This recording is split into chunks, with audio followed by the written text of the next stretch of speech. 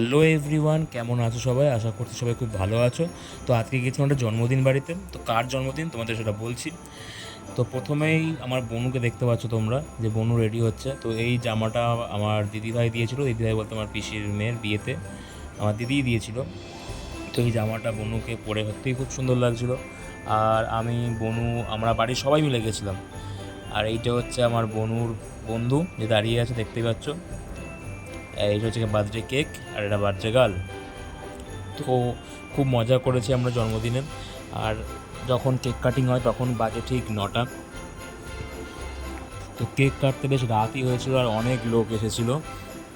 আর এই ছোটো বাচ্চাটাকে দেখে সত্যি খুব ভালো লাগছে, এত কিউট বাচ্চাটা। আর আমাদের সঙ্গে খুব খেলছিল।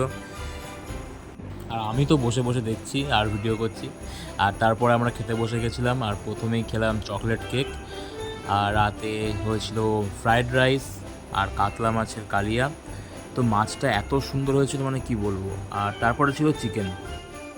চিকেনটাও টেস্টি হয়েছিল, কিন্তু সবার থেকে যেটা ভালো হয়েছে সেটা হচ্ছে মাছটা আমার এখনও মুখে লেগে আছে, খুবই সুন্দর হয়েছিল।